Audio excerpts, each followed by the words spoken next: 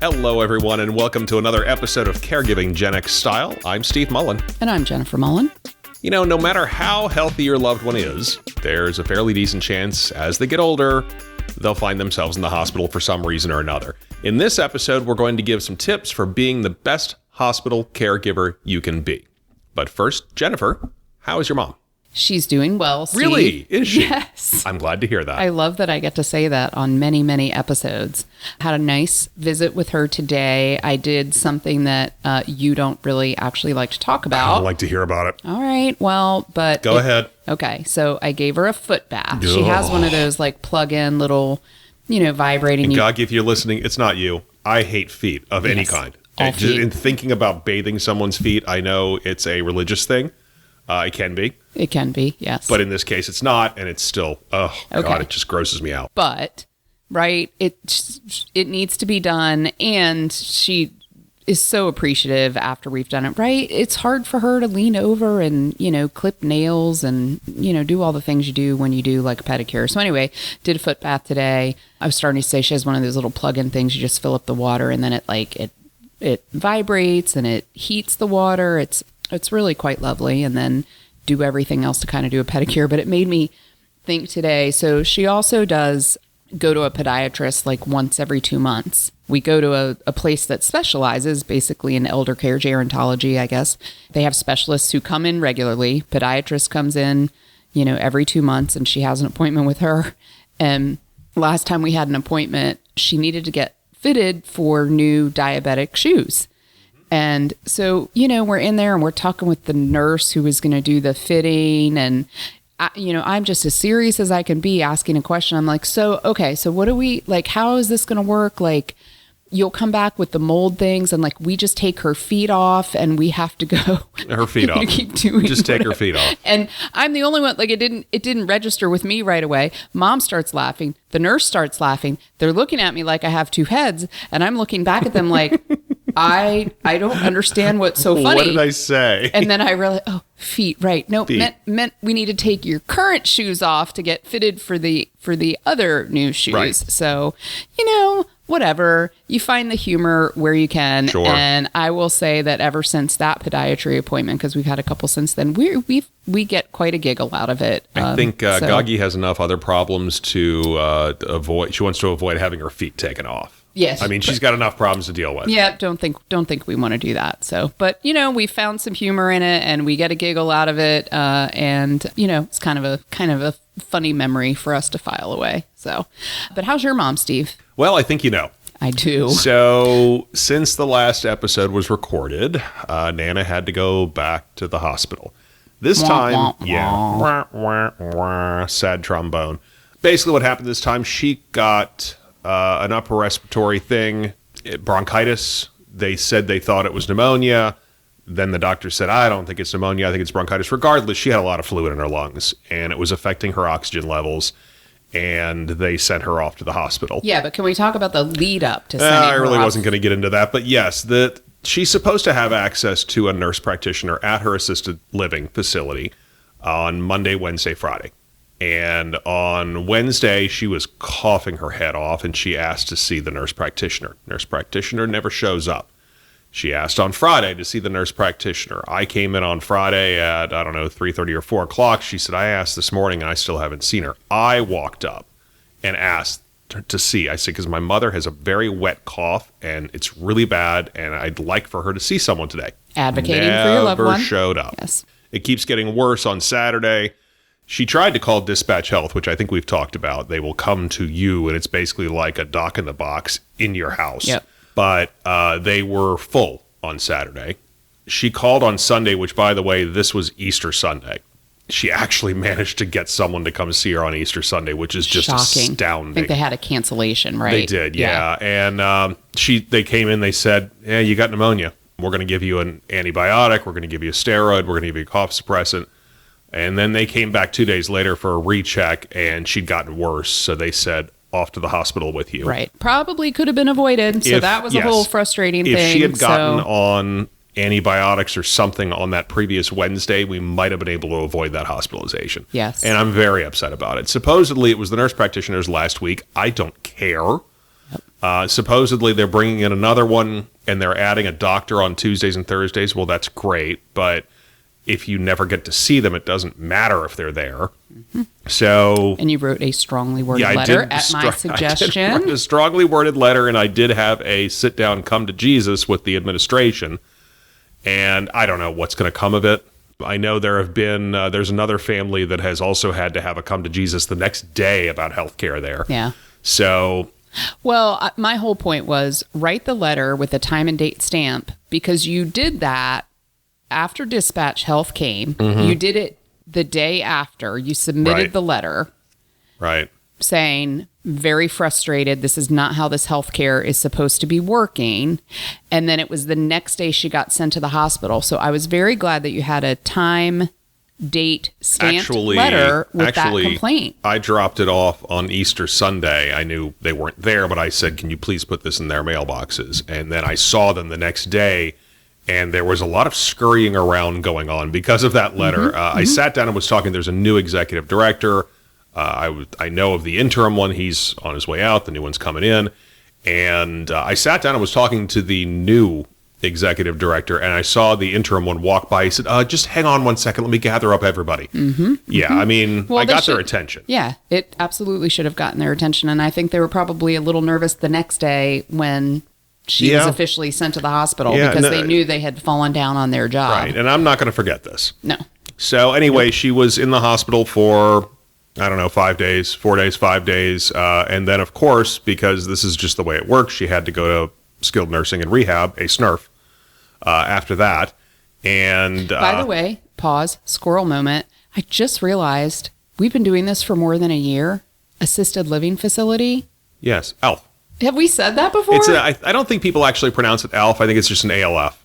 Yeah, people do say that. Yes, but ALF is way more fun to say. Sure, so now we have ALF and SNF or SNRF if you have to say SNRF. I prefer SNF. Nana insists that I say skilled nursing and rehab. She doesn't want to be in skilled nursing, but she understands the rehab portion of it. Fair point. Anyway, so now we have an ALF and a SNRF. I love it. They had to wean her off the oxygen, which took several days. I think they slow rolled that a little bit more than they needed to.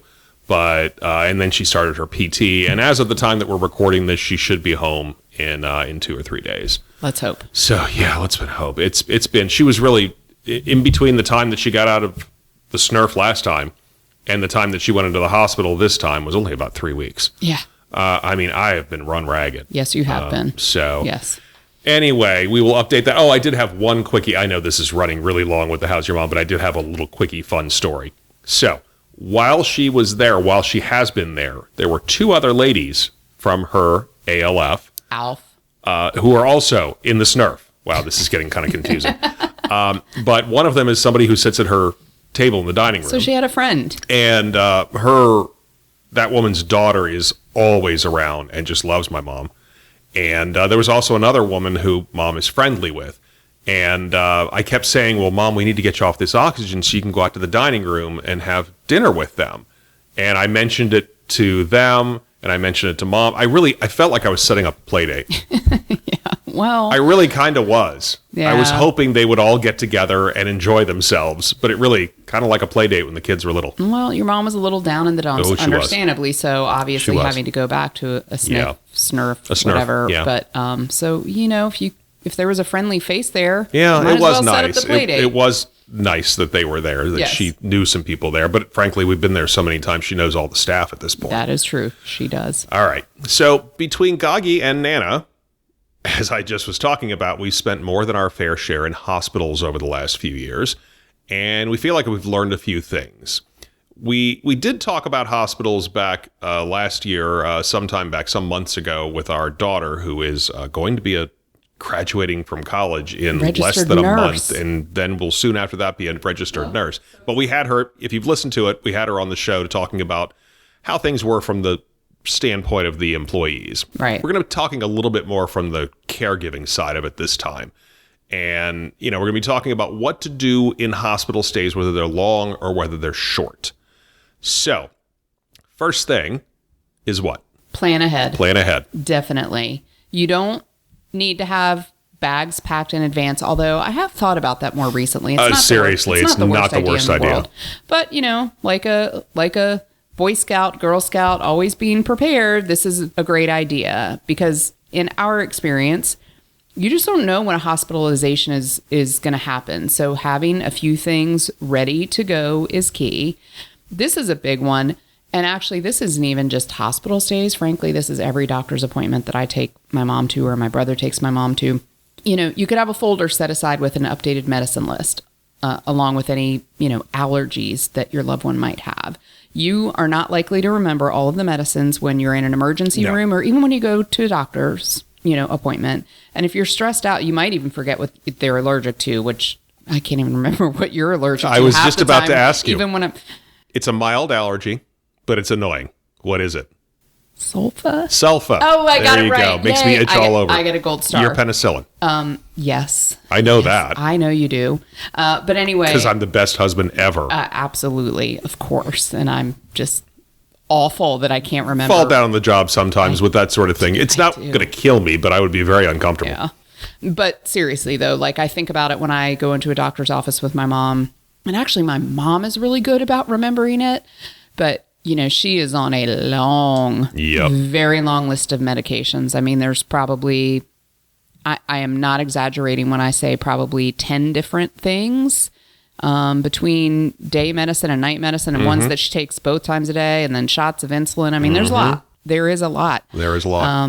And they are always so appreciative no matter what doctor's appointment we're going to. I mean, we had the list of medications when we went to the dermatologist for the whole basal cell carcinoma thing. There you go. When we go for regular checkup, of course, her primary physician has all of that. But it is very, very helpful to have it all written down, dosages, when you're taking it. It's really, really helpful. We didn't have, typically when you're in an ALF, or when your loved one is in an ALF. Please, could you please call it an ALF? I just picture that NBC show with the fluffy thing that ate cats. That's why it's funny. Right, that's why it's funny to me. Anyway, okay. When your loved one's in an ALF, typically when they go to the hospital, they will send a list. But actually this past time, because she was actually sent by Dispatch Health, there was some scrambling around and they didn't send the list over. But thankfully, the hospital is literally across the street from her assisted living facility. And so they just called over and got it. Okay. So it worked out fine. But anyway, another idea could be in that folder with the list of medications would be to have a photocopy of your loved one's insurance cards and photo ID. Yes. It's not really the best way to go, but it's better to have the real copies and bring those with you. But if you're scrambling and forget, at the very least, you have that. It's something. Yeah, it's something. Something's better than nothing. Yes, absolutely. So also, if your loved one is likely to be frequently hospitalized. Like Nana lately. You might really consider having a small duffel bag with, so I know we talked about clothes, maybe that's not always practical, but at least with some personal items like a brush or a comb, toothbrush, toothpaste, deodorant. They do give you these things often at the hospital. They're crappy. But yeah, the toothbrush in particular. They're terrible. They're really terrible. Are. And I remember it might have been maybe the first time that your mom was in a snurf. I remember going out and buying dry shampoo to take over to her and and a comb so that we could put dry shampoo in her hair and comb her hair because she just felt awful. Yeah. She already felt terrible. And your mom is someone she just has she's always put together, always has the matching jewelry. Yep. She's, everything. Not that she's not vain. It's not that, but she's just always always likes put to look together. put together. And yes. it does feel crummy. Shoot, I know how it feels when I wake up in the morning. I have bedhead. Doesn't feel good. You want to run a brush through your hair. The great thing about the Snurf that she's at is that it's also they have a short-term care and a long-term care wing, and because of that long-term care wing, they also have a salon, and they will do hairstyling and stuff. And she on Wednesday got her hair shampooed, blown out, and styled. Oh, this past Wednesday? Yes. Oh, I don't think I knew that. Yeah, okay. Well, and the funny thing... She did look really nice today when we saw her. Right. Yeah, we took her lunch today, but she called me that night and gave me an update on something with PT, and she said, oh, by the way, I got my hair done and I look pretty. Oh. Yeah, and I saw her the next day. She looked a lot better, because you know what it's like. When they're in the hospital for 4 or 5 days, they just look grubby by the time they get out. Yeah, and speaking of, sorry, but slight squirrel, your poor mom, because I hadn't seen her since this had happened. I'm sitting across the table from her at lunch today. Yes, that was another thing. She lost a crown. Yeah, when she was in the hospital, she took a bite down on a grilled cheese sandwich of all things. Oh. And one of her front crowns fell out. Yep. And it's the front. So you can't hide it. The hits just keep on coming. Yeah, so as soon as she gets back, I have to get her to a dentist, which is going to be a bit of a challenge. Yeah. So anyway, I have actually thought about putting together some little duffel bag with a spare toothbrush, because I know exactly what to get her now, what I have to go back and get her if she's going to be someplace for a couple of days. Yes. She needs her comb, she needs her pick, she needs her hand mirror, she needs her toothbrush, her toothpaste. And if she's going to be there a little while, probably some nail file stuff. And, I know what to get her at this point. It's kind of the same way I keep my little overnight kit, packed, that I grab if I'm going to travel somewhere. Like, all of that stuff is in there, right? I don't have to remember to take it from our bathroom. I've got it ready to go. It's the same kind of thing. I have been thinking about that. Yeah. So another idea, though, if your loved one does puzzles like crosswords, my mother loves word searches, Sudoku or something, maybe. Also, if you're actually going to put a bag together, throw a fresh puzzle book in there. Just something for them to do other than sit and watch the Food Channel while they're eating stupid hospital food. Yeah. Maybe even, I don't know, a couple of magazines that aren't magazines that, not like a People magazine that's going to be dated. Ridiculously out of date. But something, I don't know. Can I just say, though, and we were talking about this maybe yesterday or the day before, your mom does, however, have an amazing ability to just sit down. Just sit. It really is shocking. But it reminded me of your grandmother. Yeah. I remember your grandmother was the same way. She could just sit. My mother is her mother without the bad attitude. Yes. And it's really, they are kind of the same person except for that. My grandmother was not an easy person to deal with. Yeah, it's amazing. I mean, really, during the day in the hospital, I don't think she even had the TV on. And I'd walk in and I'm like, what have you been doing for the last 3 hours? And she's basically just shut down. Yeah, it's like it's almost like, you know what? Maybe it's like meditation, actually. She just kind of puts herself on a different plane. I can tell you exactly what it is. It's worrying about A, B, C, D, planning A, B, C, D, and then it all gets unloaded on me when I get there. Yeah, so that part's not good. So, so back to the take something to entertain them while they are in the hospital. So, well, here's a really, really good one that we want to talk about, and that is make sure that you see the doctor. Now, that might sound a little silly, but here's what we're talking about. And this can be kind of a tough one because, while you're sitting with your loved one in the hospital, you of course want to be in the room when the doctor stops by. But this can be really hard if they're there, in a regular hospital room, regular hospital stay.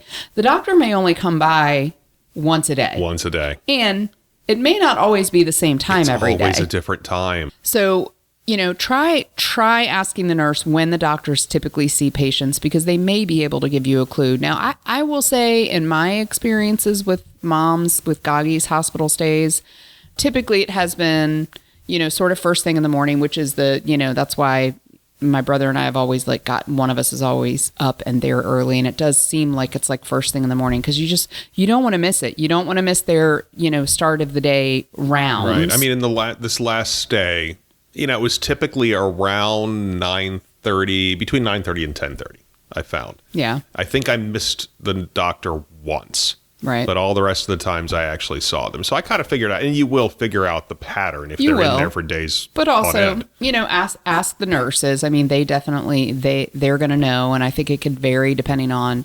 ICU, regular hospital stay, wherever it is. Well, although actually, and speaking of ICU, that is way easier because most of the times in ICUs, the medical team does rounds. They'll go from room to room and it'll be the doctor, it'll be the social worker, it'll be somebody from nursing, it'll be somebody from PT, and they all go from room to room and just discuss They travel in a group, pack, in a hive. Yeah. And it's like you see on TV, frankly. It really kind of you see that on TV, like medical shows on TV. And if you can figure out when rounds are, be there, because you could stand right in the middle of it and get everything at once and ask all of your questions at once. And everybody's there. And when my mother was in the ICU, that was so stupidly helpful. Yeah. Because it was at 10 o'clock every day. I knew around 10 o'clock, they were going to be doing rounds. Yep. It doesn't work that way with the regular rooms. I actually asked, why don't they do rounds? Well, they do actually get together in a clump, but it's elsewhere. It's like in a meeting room or something. Yep.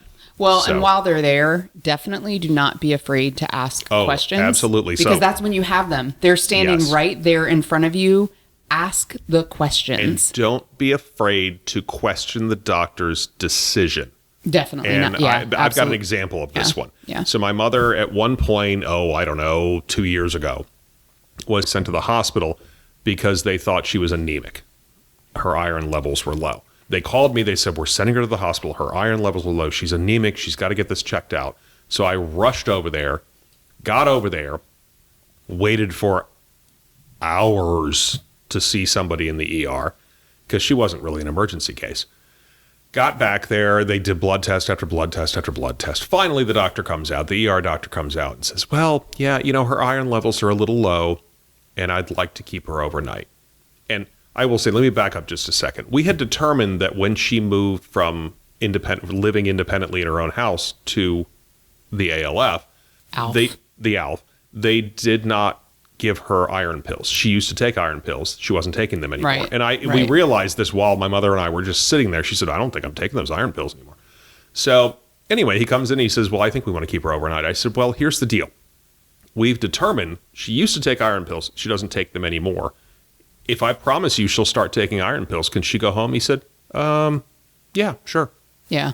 And then she left. Right. Because it was it wasn't an emergent situation. And by the way, she left in a huff. She said, I don't know, she had said about 20 times in the way home, that was the biggest waste of time ever. Yeah. And it was. Yeah. It was. She was in a mood from that one. Well, let me tell you what. Of course. I totally understand that. Let me mention one other thing, just maybe not entirely a squirrel, but when we were talking about the groups of doctors or medical professionals, whatever their specialty is, and something that's been really interesting this day and last day for your mom is related to physical therapy. And this is why you really have to stand up and advocate for your loved one, because PT at the hospital who does not know your mother. Oof, man, we had a rough time with them. They don't understand that she is in a wheelchair and she basically has a leg that, that just doesn't work. Yeah. So they're thinking that they're trying to get her to some whatever baseline level it is that they have in their head. And you did a really good job this last time of being able to say, what is it you're working toward? Because if you think that she's going to stand up and take steps across the room, that is not the kind of physical therapy we are working toward. She doesn't walk. The first time they saw her, they came in and I missed this one because it was first thing in the morning. It was 8:30 in the morning and I wasn't there yet. You're not a morning person. I am not. Apparently, though, they got her sitting up at the edge of the bed and they had, monitors on her the whole time. And they said, well, and by the way, she was still having trouble breathing at this point. She was coughing a lot, wet, nasty cough. And she also has a heart condition. She's got congestive heart failure. I always forget, and AFib. Yeah. But they got her sitting up on the edge of the bed and they said, well, her heart, they noticed the heart rate went up. And they said, well, I don't think we want to do anything else to stress you out. So they had her kind of moving around on the edge of the bed a little bit, doing something. And they wrote in their notes she has to go to skilled nursing because of this. Her oxygen levels were low, which stressed her out. She was probably anxious just because she didn't know what they were going to want her to do. She gets like that. She needs to know the plan up front. They automatically just said you need to go to skilled nursing because of this. Yeah. And that was day 2 in the hospital, by the way. I'm still irate about that. And I actually did talk to the PT manager and tried to explain, not everybody that walks in here, not everybody that comes in here can walk. Yeah. You're going to have some people that can't walk. And the fact that she wasn't really able to transfer to the chair, they wanted her in the lounge chair because they really want them up and around out of the bed for a little while a day, which is great. I think it's a great idea. But because she wasn't able to stand up and walk over there, of course she needs skilled nursing. Yeah. To what end? Yeah. To what end? She's never going to walk. Right. So I think the lesson in this, speaking of hospital stays, is if you're in a situation similar to this, in any way, shape, or form, whether it's the baseline of where their mind is or where their body is, just remember, because it can be easy to forget, that they don't know what your loved one's day-to-day life is like, and there was a bit of a gap in all of that. And actually, so a comment from my mother that's related to this. She obviously has been to this SNRF. Oh, well, she's been there 5 times now, which is just crazy to think about. She's been to the same place 5 we totally know our way around. times. Oh my gosh, yes. My mother happened to mention. Ooh, they should have like a loyalty card. Oh my goodness, I get that thing punched again. Yeah. I don't know. The next time I get a free footlong sub or something, I don't know. Yeah, but anyway, she's, after the couple of days, I've been visiting every day for an hour and a half, 2 hours at least. But after the couple of days there, she said, and I know there's no way around this, but I get sick every time I come here. I have to explain to them how I do things. Yeah. I have to explain to them my limitations. And I have to explain that I do things this way. For instance, I use a slide board to transfer. And they want me to get up and walk around, and I can't get up and walk around. And she said, I'm sick of explaining it every single time I come here. And there's no way around that. No, and there isn't, but right. I get it. Believe me, I get it. But back to the loyalty card, seriously, they could do a loyalty card and you get X number of punches up, and then you get like a free meal up at the local sports bar, which is where this podcast idea all began, right outside of where the and we had a moment. We got to bring this up now that you mentioned it. We had a moment today. Jennifer and I took her lunch at one of her new favorite places. And then we took her to bingo. Now, if you've listened from the beginning of this show, that's exactly how this podcast began, because we brought her lunch. Yep. We sat and had lunch with her, and then we took her to bingo, and we left, and we went to the sports bar, and we day drank, and decided to write a book, which became a podcast. All right, moving on. The next thing, be helpful. Be helpful. So when our mother's in the hospital, we try to take things off the nurses' plates. So that way, when we need them to come in and do something, they don't feel like I've been in there every 5 minutes, for crying out loud. So that can mean, when you get there, find out where their little kitchen area is. Yeah, we've talked about this before, but it is worth mentioning again. It's huge. I mean, you can go in there, you can get ice chips. You can go in there. They have sodas usually in the fridge. They have usually graham crackers or something for little snacks. Once you figure out where that is, if your mother wants a soda, she wants some ice chips, she wants some ice water, you can easily just get it and not have to ask the nurse for it. And for the most part, they really don't mind, except didn't you have an incident? You were not allowed to cross the threshold. Oh, no. That was at skilled nursing. Yeah, well, that was whatever. At skilled, yeah. Some of these does things, not though, work in skilled nursing, trust me. At least not the skilled nursing my mother's in. They carry over. A lot of what we're talking about carries over from hospital stays to SNF stays. But at least at my mother's SNRF, I went up to get her a cup of ice because I'd brought her a soda, and she wanted to put it over soda because it was warm. And I stepped up to where their little kitchen area is, and there was like a little half door. And I'm standing in the half doorway, and they said, "Can I help you?" I said, "Yeah, could I just get a cup of ice?"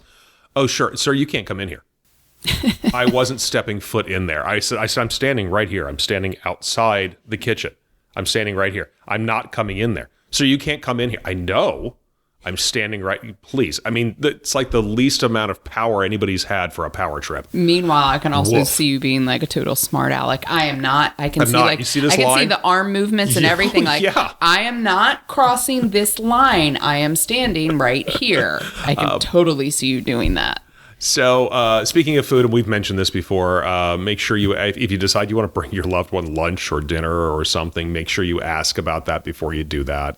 If they're waiting for lab results, for instance, or they're getting ready to do lab results or do labs or whatever, they don't want them to have anything to eat or drink. So, for instance, the day my mother got to this most recent hospital stay, the dispatch health showed up actually right at lunchtime, and she didn't get a chance to eat. Right. And then she went to the hospital, and it's like hours and hours. She said, "I didn't eat much breakfast, and I had no lunch, and I'm starving. Can I have some food?" And I asked, they said, "No, we just took blood. We may have to do something else." And finally, I was able to get her some kind of stale crackers out of the machine. Well, I think one really important thing is to listen and learn, especially, I mean, you might not know that you started on a caregiving journey, as it were, the first time this happens, but take it from us. Just listen, and you will learn a lot of things along the way. You don't have to have a medical degree of any kind to learn a little bit of the terminology and the measurements that doctors and nurses use. And in fact, actually, that came into play today while we were sitting there having lunch with your mom. Right. They checked her blood sugar. Yes. we're literally sitting at the table in the dining room, eating lunch, check her blood sugar, nurse leaves, then comes back with a shot of, I guess, was that insulin? It was a small shot of insulin, It was insulin. yes. But you spoke right up and you're like, wait a minute, what was her blood sugar? And he told you what it was. And you said, well, but I don't know. I thought we were trying to I thought if you were at this level, you didn't have to do it. And right. that was, well, it's different. At the hospital, they don't give you insulin under 200. And apparently there, though, it's under 150. And she was 176, so they gave her a shot. And I knew that. And, her blood sugar is not typically high, but I've also learned that she's on steroids. Right. And that could make it higher. Yep. So I'm not. And same thing with my brother and I. I mean, we are very, very in tune to, Gagi's medications and where certain things are supposed to be and where certain baselines are supposed to be. So thankfully we do know, when we have had, the times where we've ended up in the hospital or a brief ER stay, like we do know the things to ask for sure. Oh, and from these last two, I have learned so much. The first one was for a gastric bleed, and now I know what's a normal blood levels. Yes. And from this one, I now know what the normal oxygen levels are. As our daughter made sure I understood, it's O2 sats, O2 saturation. Right. Not O2 stats, because apparently people make that mistake all the time. It's not just statistics, it's saturation. Right. She said, don't be the person that says it wrong. So I make sure I say it right. But I know what is normal now for oxygen levels, and I've been keeping an eye on that. So it's helpful, though, because they're going to do, if there's something ongoing, they're going to do labs every day, and you can kind of track how they're getting better. For instance, I knew every day my mother was in the hospital, her oxygen levels got a little bit better. Yep. And a little bit better. Yep. And a little bit better. And so it's useful. Yeah. Because then you can ask questions. Yeah. So listen, learn, and as you just said, and as we said earlier, make sure you're asking questions. You don't have to be a doctor. You can play one on TV, though.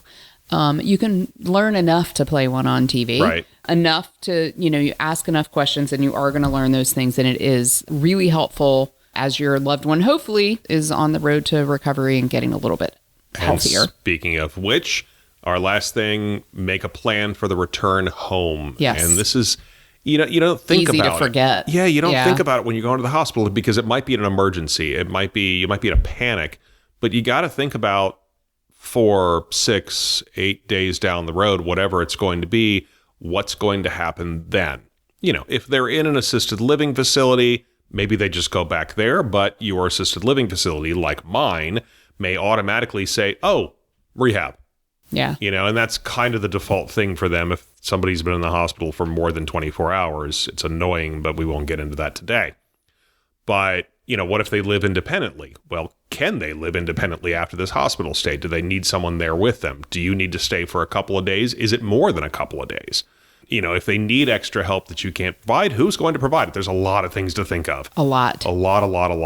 Is there another family member that can help out? Maybe the secondary caregiver. Maybe this is where you activate the backup. Yeah. And just bring them in for a day or something. Another thing is they're going to need to be in additional equipment. Maybe they weren't using a walker before, but now they need one, or at least they need one for a little while. I think you have to pay special attention, and this, of course, could be anybody at any age, but particularly, so we'll talk about specifically our situation with our, mothers who are 83 and 84. Mm-hmm.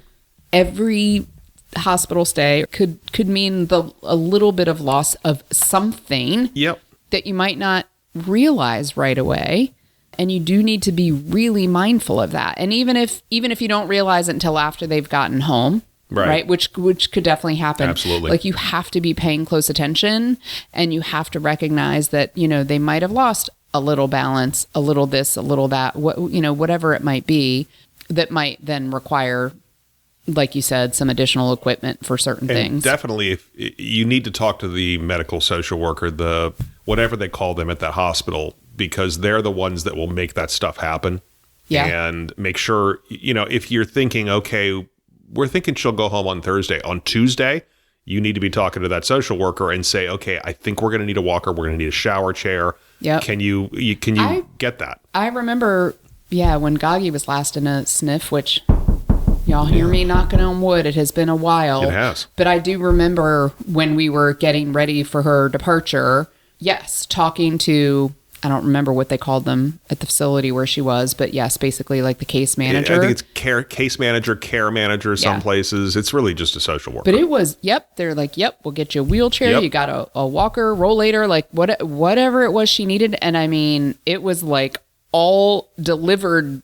I feel like it was delivered there to the facility that then my brother and I just, took home with mom. But yeah, it was like really easy. And that's pretty amazing when you are in the middle of a situation like that and you're just completely overwhelmed.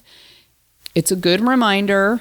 I know we've talked about this in other episodes, but there's resources out there. Absolutely. Don't forget to rely on the resources. Yeah, I think we've talked about this before. You said it was like a medical equipment ferry.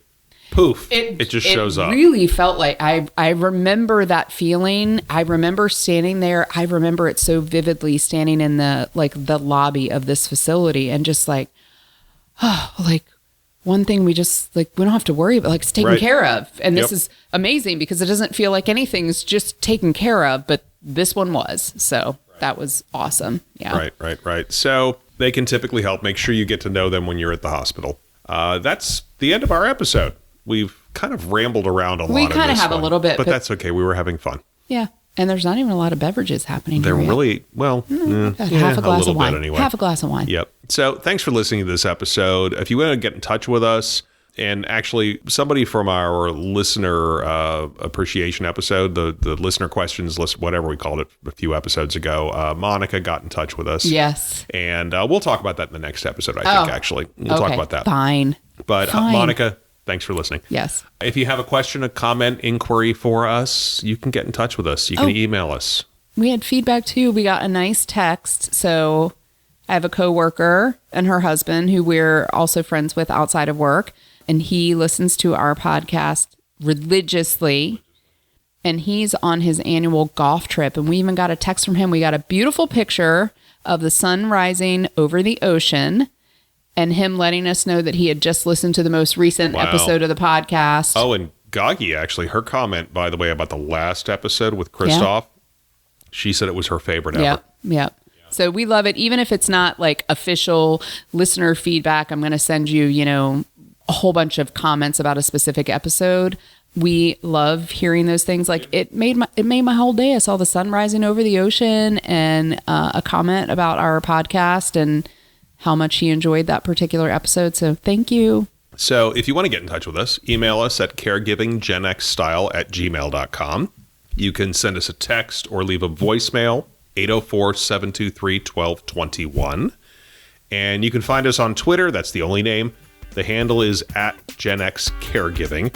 We're also on Facebook. There's a link in the show notes. That's probably the best way to go because that way you make sure you get to the right page. We hope to hear from you soon. Have a great day. Good night, everyone.